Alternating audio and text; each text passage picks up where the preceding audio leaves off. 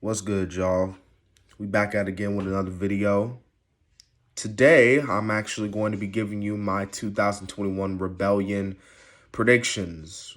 And I thought it would only be right if I upload it today, considering the fact that tonight is Impact, the final Impact before Rebellion. So I thought that it would only be right if I give a predictions video for it.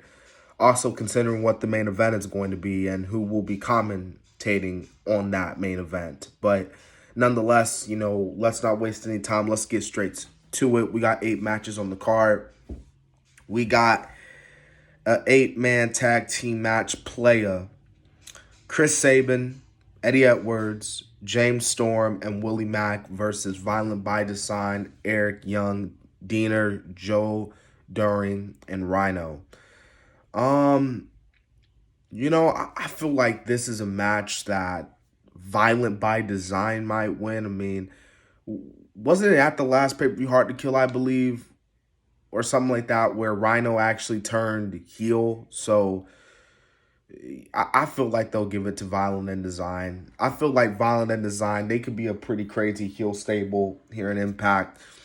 But nonetheless, this could be a pretty good 8-man tag team match. Honestly, I could see this match opening up the show if you want my honest opinion.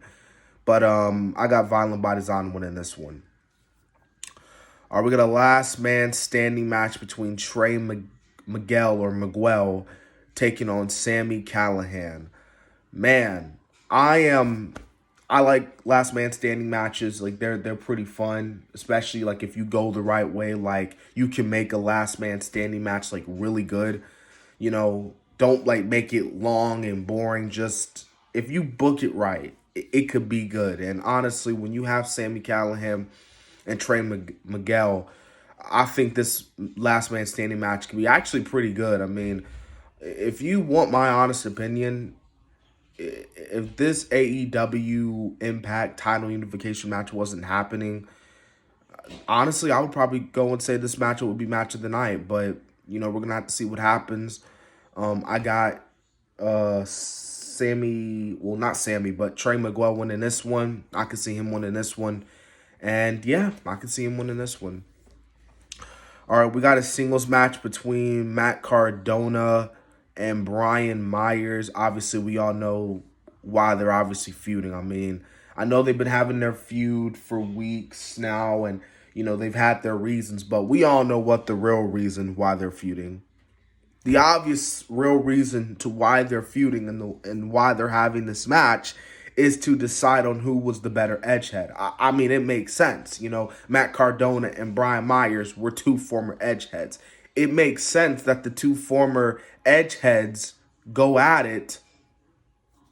And not just that, but, 2 former tag team partners. I mean, these guys were tag team champions together in the WWE. Even though they were under, 2 different names, they're still known.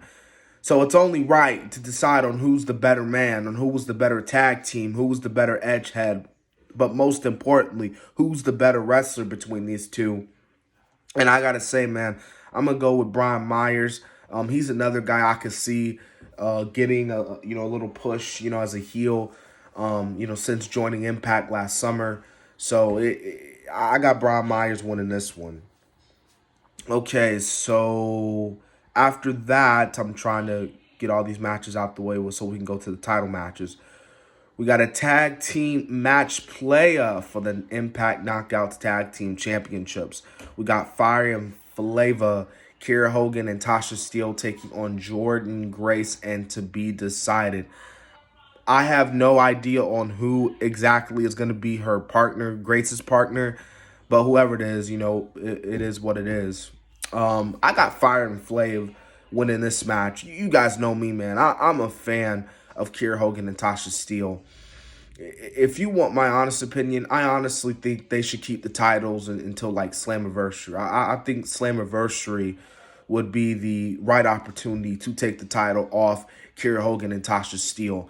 And if you think about it, because by Impact rules or Slammiversary, I mean, we could see former released talent again making their presence. The Iconics could potentially show up and make an impact on the Impact Knockouts division scene, or they'll just go to AEW. But we'll see what happens in the next few months. But as far as this match goes, I got Fire and Flavor winning this match.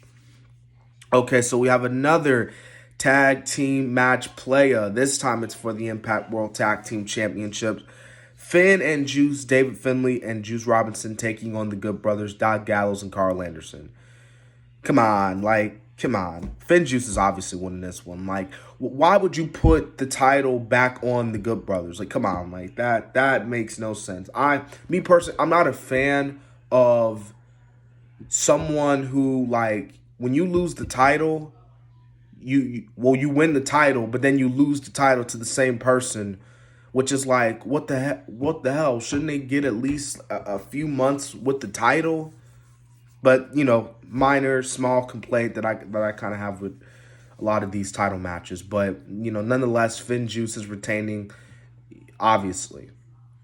Okay, so we have a 3-way match for the Impact X Division Championship. Ace Austin versus Josh Alexander versus TJP.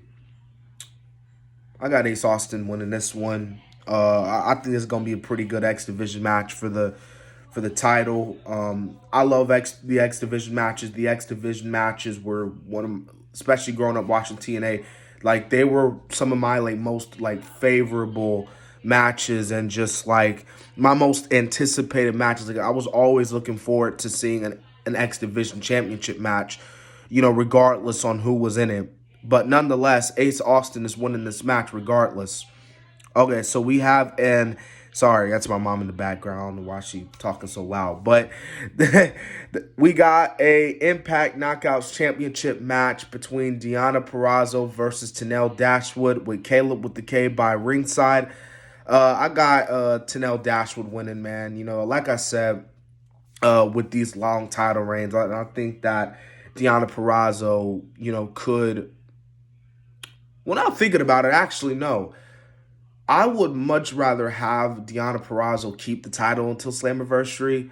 Maybe there's a dusty finish here, and then Tenille Dashwood gets another opportunity somewhere down the line. I don't know, but if that doesn't happen, I got Tenille Dashwood winning regardless. So Tenille Dashwood will win this match, because Slammiversary is in July, and this is April, but we're gonna have to see what happens. But as far as this match goes, I got Tenille Dashwood winning. And now the main event time, players. Title versus title unification match, winner take all. Both men get titles, whatever you want to call it. Rick Swann, Impact champion. Kenny Omega, who is, by Don Callis, Kenny by God Omega, or the God of Pro Wrestling, which is complete bullshit. But nonetheless, we have Mauro Ranallo on commentary. And guys, you guys know, I think we're all a fan. Well, there are some people who don't like Mauro Ranallo. But despite that, I think among most of the wrestling fans are huge fans of Mauro Ranallo. I thought he did some of his best work came in NXT. Even though he was on SmackDown, I thought some of his best work was in NXT. My personal opinion. But nonetheless, I got Kenny Omega winning this match. This is going to be a great match. I could really care less about Rick Swann. Rick Swann I've just never cared about Rick Swann. I never cared about him that much in WWE. I really don't care about him now. Kenny's just they're going to have probably a 5-star match, but Kenny's just going to beat him, obviously, and be that belt collector that we all know that Kenny is. So those are my Rebellion 2021 predictions. I hope you guys enjoyed. Anyways, this has been the Kid DC Wrestling. If you haven't subscribed, like, comment, and so on, yeah.